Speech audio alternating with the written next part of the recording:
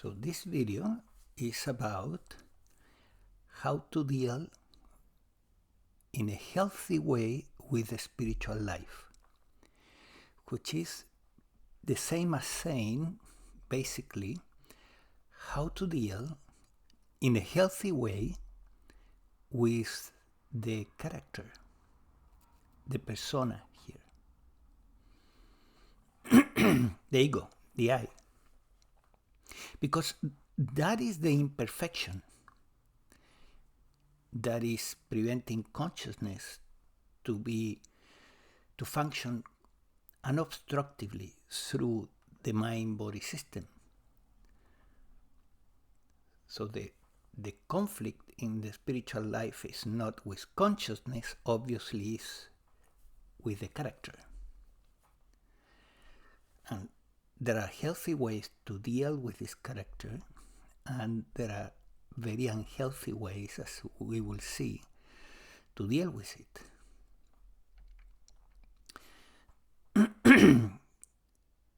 Now, we can divide the spiritual life in three sections. The first one is before awakening.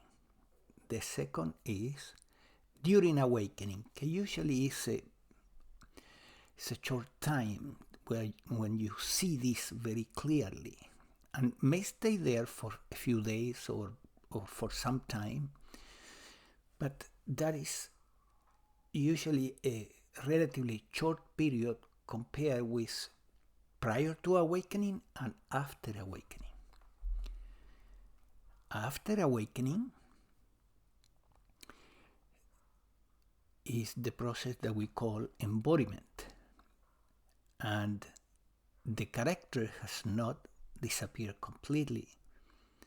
That's a misunderstanding, as I will explain. And therefore, dealing with this character will also need some skills, some understanding. So let's begin with before awakening. Before awakening, the healthy way to deal with this character is to improve it, to do self-development, to accept that it is here. There is a character here. You may have heard perhaps that awakening shows you that the character is a fiction, but as long as awakening hasn't happened, you accept, okay, the character is here, no problem. I will make it healthier. How? Well, doing self-development, reading self-development books, meditating, living the spiritual life.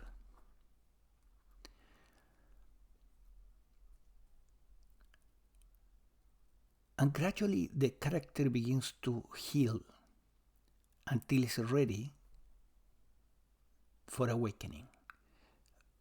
Why is ready for awakening? Because the densest parts of the character have been dissolved. And then the individual is finally ready for awakening. How long will it take? A long time. A long time, usually in this planet. People don't tend to wake up very early in life, in their 20s. They tend to wake up much later. And that is normal. That's why the self-development process is very significant and valuable, and needs to be taken for the real seeker. The sincere seeker has to be taken seriously.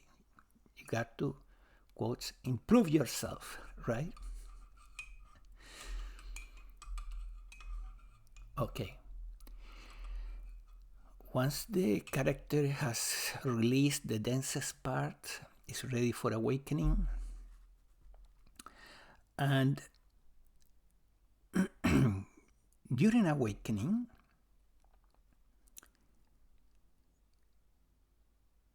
you will tend to have the fantasy that the character is gone forever. And it's just a fantasy. It's not gone. It's going to come back. Just wait and see. There is a teacher, a contemporary teacher, that he says, even a donkey can wake up. And it's true, awakening can happen to anyone. But in some people, it really makes a difference, and in others, not much. It makes a difference, a real difference, when first you assume it. You assume the awakening happened here. No, it happens to me. No, it happened here. The mind, after awakening, as the character comes back, the mind will begin to nag you and tell you, no, awakening hasn't happened. Look, the character, I am back.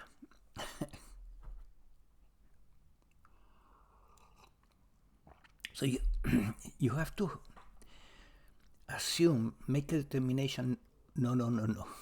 Those thoughts from the mind, not anymore. Awakening happened. Let's move to the next stage. Awakening now has to be embodied. And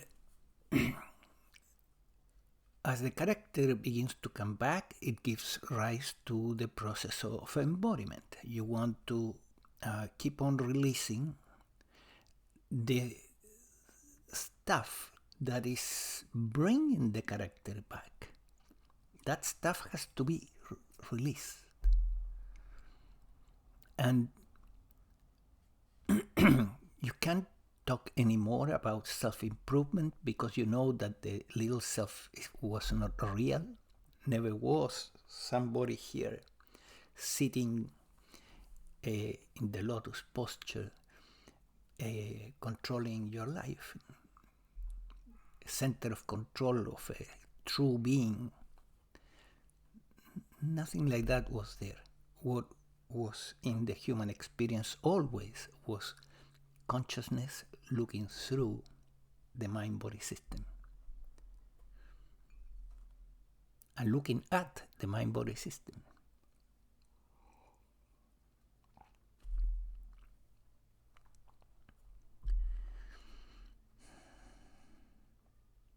So the embodiment process begins, and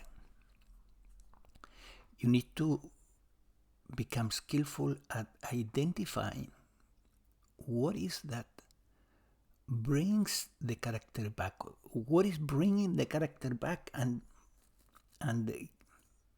identify that clearly. It could be one issue, it could be more than one issue.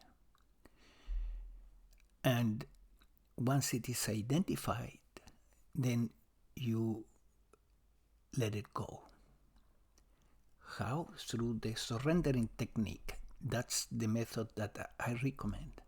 There are other methods. A typical one in the path of Advaita is to bring attention or consciousness to the sensations in the body that the issue is creating, the negative emotion or the conflict. And that works too. But the surrendering technique is more practical. It's something that you can do while you're driving, even talking with somebody, quietly in your mind, of course, walking. So you don't need to stop to do it, like in the technique sitting with it is called in Zen. Sitting with it, you have to sit, right? When you sit with it, when you sit with the sensations in the body that the issue is producing, you need to sit long enough to wait and wait long enough until an insight comes. And that insight brings the solution to the riddle that you're facing and the releasing of that energy, of that issue in the mind-body system, because it does not belong to you. It does not belong to consciousness, right? In the surrendering technique, when you finish the technique, if you make a little bit of silence at the end, you allow that insight also to come. It usually comes, but sometimes it doesn't. You don't worry about it. You just keep going, and you have already given permission to consciousness through the fictional but powerful free will,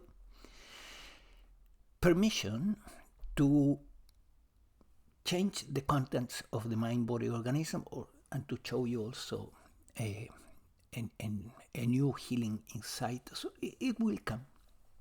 You just don't worry. If it's necessary, you do the technique again until the answer comes.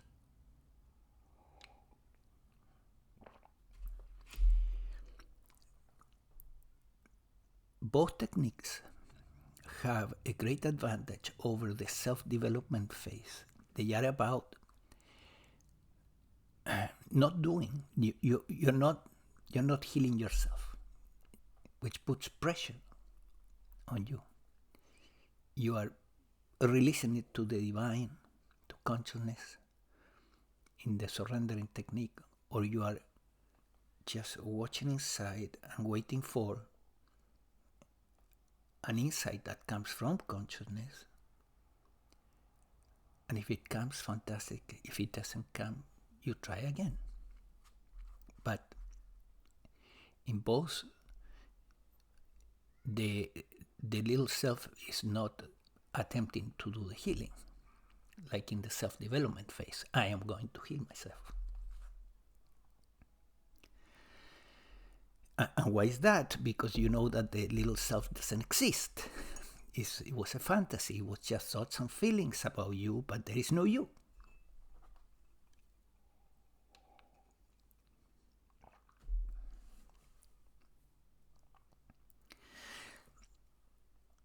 So as you can see, before awakening and after awakening, there is a big difference, huge.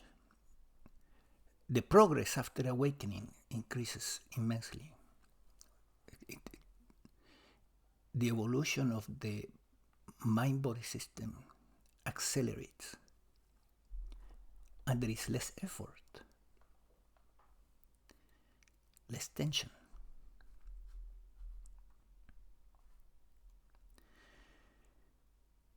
So look for awakening. As I have mentioned before, I offer the awakening protocol for individuals that feel that they are ready to wake up. And I leave you a link at the end of the description of this video if you want to check it.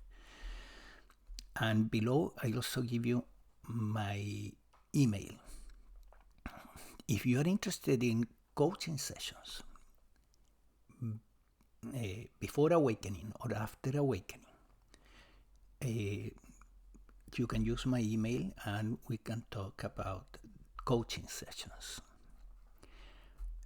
Are they useful? Yes, they are. They are. Yeah. The idea that you can do this, that you can wake up by yourself, is also a self-centered idea. And it was not, I have explained this, it was not my experience or the experience here. The experience was that I needed to be humble and ask for the help of a teacher. And it was a fairly long process. In my case, I guess I was not too ready.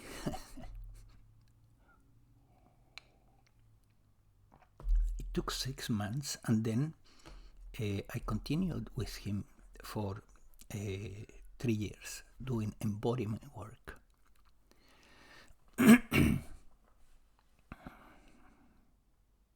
So whether you call me or another Advaita teacher, I recommend that you get help.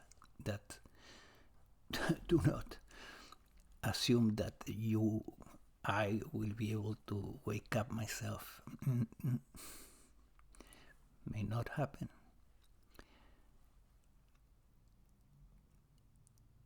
In the Zen tradition, it's understood that the awakening is a transmission. It happens from the teacher to the disciple.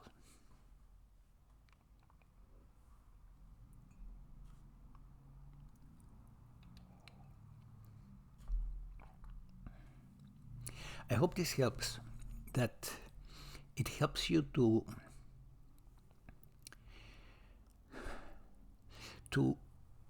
face the spiritual life with a healthy attitude and deal with the character in a healthy way. Have a good one.